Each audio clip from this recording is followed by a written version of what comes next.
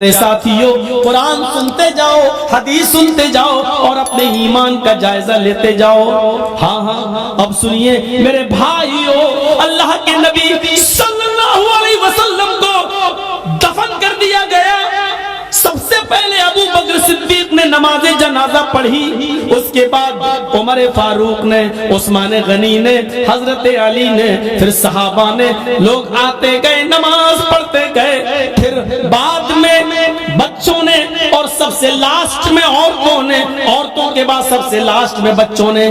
میرے بھائیوں، لیکن آپ کی جنازے کی نماز کسی نے پڑھائی نہیں ہے۔ لوگ اس حجرے میں آتے تھے، پڑھ کے نکل جاتے تھے، پورا دن اسی میں گزر گیا، پوری رات اسی میں گزر گئی۔ کچھ لوگ ایسے تھے جو دور سے آئے، اللہ کے نبی صلی اللہ علیہ وسلم کی بیوی سے کہنے لگے، امی عائشہ ہم رات میں پہنچے ہیں، دور کے رہنے والے ہیں، ہمیں نبی اکرم کا چہرہ دکھا دو۔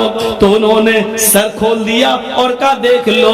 کہنے لگے وہ صحابی، آئے امی عائشہ ہمیں اندھیرے میں نبی کا چہرہ صحیح سے دکھائی نہیں دے رہا ہے، تو چراغ جلا دو، کچھ روشنی کر دو۔ تو حضرت عائشہ کہنے لگی، آئے محمد کے ساتھیو، میرے گھر کی اتنی انسلٹ کیوں کر رہے ہو؟ میرے گھر کو اتنا ذلیل کیوں کر رہے ہو؟ مجھے اتنا رسوا کیوں کر رہے ہو؟ اس صحابی نے کہا، امی عائشہ ہم آپ کو انسلٹ کیسے کر سکتے ہیں؟ ہم تو اپنے نبی کا چہرہ دیکھنا چاہتے ہیں۔ تو امی عائشہ نے کہا، لوگوں میرے گھر میں اتنا تیل بھی نہیں ہے کہ میں چراغ جلا کر تمہیں محمد رسول اللہ کا چہرہ دکھا سکوں۔ یہ اس گھر کا حال ہے۔ افسانے تم نے بہت سنے ہوں گے، آؤ محمد رسول اللہ کی زندگی کے بارے میں ذرا ہم سے بھی سن لو اور اپنے دل سے فیصلہ کرو، اور کل چائے کی ہوٹلوں میں بیٹھ کے بتانا کہ مولوی جرجیس نبی کو مانتا ہے یا نہیں مانتا۔ کہہ دینا بہت آسان ہے، پھلا نہیں مانتا، پھلا نہیں مانتا، پھلا نہیں مانتا۔ ارے ہم تو اللہ کے نبی سے ہٹ کر کوئی بات کر ہی نہیں رہے ہیں۔ تعجب تو یہ ہے کہ تم ہندوستان کی بات کرو تو پکے مسلمان، تم اجمیر کی بدایوں کی کچھوچا کی بات کرو تو پکے مسلمان، ہم مکے کی بات کریں اور مدینے کی بات کریں تو ہم نبی کو مانتے ہی نہیں۔ افسوس یہ ہے کہ تم ملا مولویوں کی لکھی ہوئی کتابوں کی بات کرو تو پکے مسلمان، اور ہم یہ کہیں کہ یہ نبی کا فرمان ہے، یہ فاطمہ کہہ رہی ہیں یہ اللہ کے رسول کا فرمان ہے، ہم یہ کہیں تو ہم مسلمان نہیں۔ جو لوگ یہ کہتے ہیں یاد رکھنا مولوی جرجیس کا ہاتھ ہوگا، کل قیامت کے دن تمہارا گریبان ہوگا، ہم تمہیں کھینچ کر رب کی عدالت میں لے کے آئیں گے اور یہ کہیں گے، اے اللہ یہی وہ لوگ ہیں جو دنیا میں چائے کی ہوٹلوں میں بیٹھ کے کہا کرتے تھے کہ یہ نبی کو نہیں مانتے ہیں، یہ نبی کی شان میں گستاخی کرتے ہیں۔ اے اللہ مجھے ان سے انصاف چاہیے، اے اللہ مجھے ان سے انصاف چاہیے۔ میرا ہاتھ ہوگا، تمہارے گریبان ہوں گے، یہ سوچ سمجھ کر کسی پر الزام لگانا۔ آؤ میرے بھائیوں آگے چلو، چلو آگے۔ حضرت محمد رسول اللہ کی جنازے کی نماز پڑھ لی جاتی ہے، دفن کر دیا جاتا ہے، اور دفنانے کے بعد پہلی اذان کا وقت ہوتا ہے۔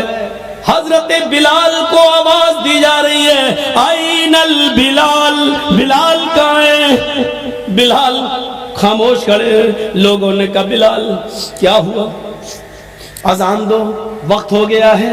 حضرت بلال نے منع کر دیا، لوگوں حضرت بلال نے منع کر دیا، لوگوں محمد رسول اللہ کے رخصت ہو جانے کے بعد اب ہم سے اذان کے لیے مت کہو۔ اللہ کے رسول جب سامنے کھڑے ہو جاتے تھے تو اشہد ان محمد رسول اللہ کہتے ہوئے میں ان کے چہرے کا دیدار کرتا تھا۔ اب نبی ہمارے سامنے کھڑے نہیں ہوں گے تو میں کس کا چہرہ دیکھوں گا؟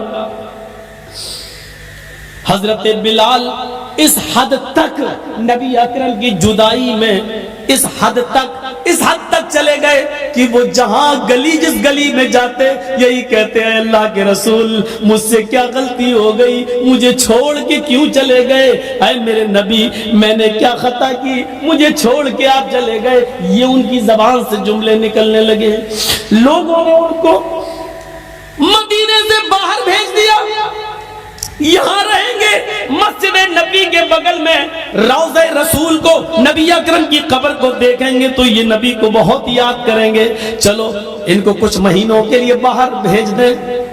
6 مہینے تک وہ ملک شام میں رہے اور 6 مہینے کے بعد انہوں نے نبی اکرم کو خواب میں دیکھا.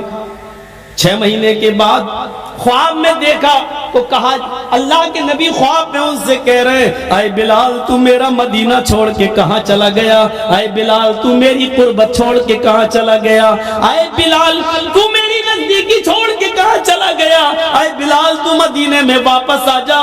فجر کی نماز پڑھتے ہی گھوڑا دوڑا دیا اور چلنے لگے. لوگوں نے کہا بلال کہاں جا رہے ہو؟ کہنے لگے مجھے میرے آقا نے بلایا ہے، مجھے میرے نبی نے بلایا ہے، اب شام چھوڑ کر میں مدینے کی طرف جا رہا ہوں.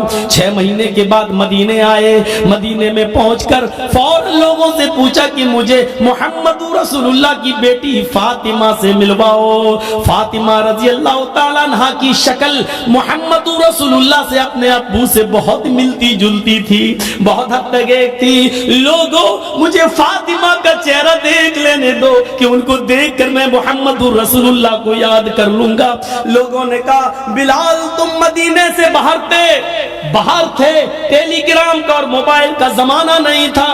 اے بلال تمہارے آنے سے چند دن پہلے محمد رسول اللہ کی بیٹی حضرت فاطمہ بھی اس دنیا سے چل بسی، وہ بھی اللہ کو پیاری ہو گئی، وہ بھی اب اس دنیا میں نہیں رہی. نظریں آسمان پہ ڈالی، اے اللہ نبی کا غم ابھی بھولا نہیں تھا، کیا ایک اور غم میرے اوپر آ گیا؟ فاطمہ بھی اس دنیا میں نہ رہی.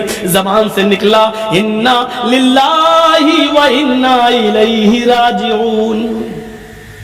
کسی طرح خاموش ہوئے، باتیں ہوئیں اور تھوڑی دیر کے بعد اذان کا وقت ہو گیا. لوگوں نے کہا بلال مہینے گزر گئے تمہاری اذان نہیں سنی. بلال آج اذان دے دو. کہنے لگے نبی اکرم کے رخصت ہونے کے بعد اب اذان کے کلمات مجھ سے نہ دلواؤ. ادھر نبی کے نواسے حسن آ گئے، ادھر حسین آ گئے. دونوں کہنے لگے اے بلال جانتے ہو ہم کون ہیں؟ ان دونوں کو اپنے دونوں ہاتھ سے دبایا. تم دونوں نبی اکرم کے نواسے ہو. میرے نانا نے کیا کہا تھا؟ جس نے میرے نواسوں کا دل توڑا اس نے محمد رسول اللہ کا دل توڑا. اے بلال تمہیں اذان دینا پڑے گی آج، یہ محمد رسول اللہ کے نواسوں کی خواہش ہے. بلال رونے لگے، چیخ پڑے اے حسن اے حسین، تمہاری زبان سے نکلنے والے لفظوں کو اور تمہاری خواہش کو تمہارے نانا نے نہیں توڑا تو میں کیسے توڑ سکتا ہوں؟ میں اذان دوں گا. وضو بنایا، اذان دینے کے لیے کھڑے ہو گئے.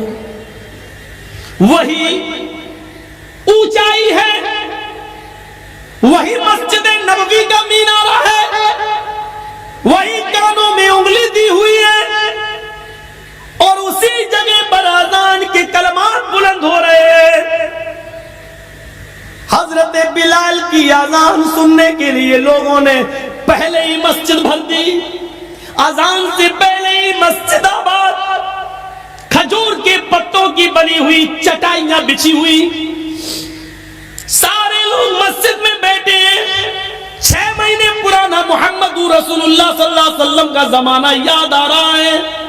حضرت بلال کے کانوں میں انگلیاں ہیں اور حضرت بلال ان جملوں پر پہنچے ہوئے ہیں، اللہ اکبر اللہ اکبر. جیسے ہی بلال نے اللہ اکبر کہا، کعبے کی رب کی قسم ان جملوں نے نغمہ قیامت برپا کر دیا. جیسے یہ جملے نکلے لوگ اپنے گھروں سے اور تیزی سے نکلنے لگے. جیسے یہ جملے نکلے ایسے ہی عورتیں بے قابو ہو جاتی ہیں، وہ بھی اپنے گھروں سے اٹھ کر اوپر چھت پہ چڑھ جاتی ہے کہ آج بلال کی اذان چھت سے سنیں گے تو صاف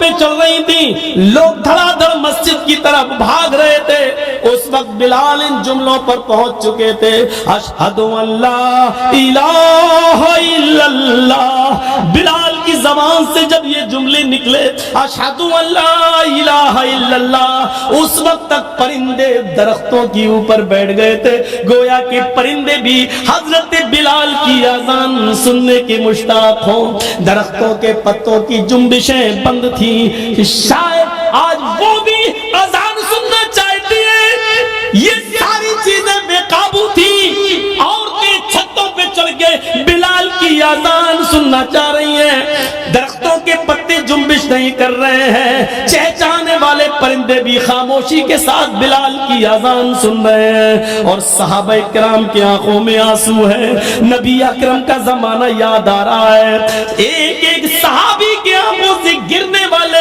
آنسوؤں نے مسجد نبوی پر کھجور کے پتوں کی بنی ہوئی چٹائی کو بھگو دیا ہے، پوری کی پوری چٹائی تر ہو جاتی ہے۔ حضرت بلال ان جملوں پر پہنچتے ہیں، اشہد ان محمد الرسول اللہ۔ ابھی ان کی زبان سے محمد کا جملہ ہی نکل پایا تھا، رسول اللہ کا جملہ نہ نکلنے پایا، کہ ان کی نگاہ وہیں پہنچ جاتی ہے جہاں جناب محمد رسول اللہ کھڑے ہو جایا کرتے تھے، اور بلال سے کہتے تھے کہ اذان دو، اور بلال انہیں دیکھ کر پوری اذان دیا کرتے تھے۔ آج اس جگہ پر نبی اکرم کو غائب پایا، آج اس جگہ پر محمد رسول اللہ کو موجود نہ پایا، پریزنٹ نہ پایا۔ جیسے ان کی نظر اس جگہ گئی اور نبی کو موجود نہ پایا تو غشی آئی، چکر آئے، اور بے ہوش ہو کر وہ زمین کی اوپر گر پڑے۔ لوگوں نے پانی کے چھینٹے مارے، بقیہ الفاظ دوسروں نے ادا کر دیے، ان پر چھینٹے مارے گئے، پانی کے چھینٹے مارے گئے، ہوش میں لایا گیا اور کہا بلال نے، لوگوں میں نے تمہیں پہلے ہی کہا تھا، نبی اکرم صلی اللہ علیہ وسلم کے انتقال کے بعد اب مجھ سے اذان کے لیے نہ کہا کرو، میں محمد رسول اللہ کہتے ہوئے کس کے چہرے کو میں دیکھوں گا۔ یہ اندازہ تھا، ہمیں سوچنا چاہیے، لیکن قبر ان کی بھی ہے۔ فاطمہ رضی اللہ تعالی عنہ کے سینٹنسز پر غور کیجئے، بار بار نہیں دہراؤں گا، ان کو بھی رخصت ہونا ہوگا، لیکن وہی چیز یاد کریے، ایک طرف انسان ہم اور آپ مر جائیں اور مرنے کے بعد ہمارا حساب کتاب نہ ہو اور مٹی میں ملا دیے جائیں، یہ بہت اچھی چیز ہے کہ اگر ایسا ہو جائے، لیکن ایسا ہوگا نہیں۔ مسئلہ یہ نہیں ہے، مسئلہ یہ ہے کہ مرنے کے بعد بھی تو چین نہیں ہے۔ دنیا میں اگر اچھے عمل کیے ہیں تو ان کا انعام قبر میں ہی ملنا شروع ہو جاتا ہے، اور اگر ہم نے اور آپ نے اچھے عمل نہیں کیے ہیں تو مرنے کے بعد اس کا عذاب بھی شروع ہو جاتا ہے۔ ابھی قیامت میں تو حساب ہونا الگ باقی ہے، وہ ایک الگ چیز ہے، یہاں سے ہی شروع ہو جاتا ہے دور۔ حضرت عثمان غنی کے سامنے جہنم کے عذاب کا ذکر کیا جاتا نہیں روتے، لیکن جب قبر کے عذاب کا ذکر کیا جاتا تو اتنا روتے کہ ان کی داڑھی تر ہو جاتی۔ پوچھا ہے عثمان، جہنم کے عذاب کا ذکر ہوتا تو تم نہ روتے، اور قبر کے عذاب کا ذکر ہوتا تو اتنا روتے، کیا بات ہے؟ فرمایا لوگوں، یہ قبر آخرت کی منزلوں میں سے پہلی منزل ہے، فَإِنَّ الْقَبْرَ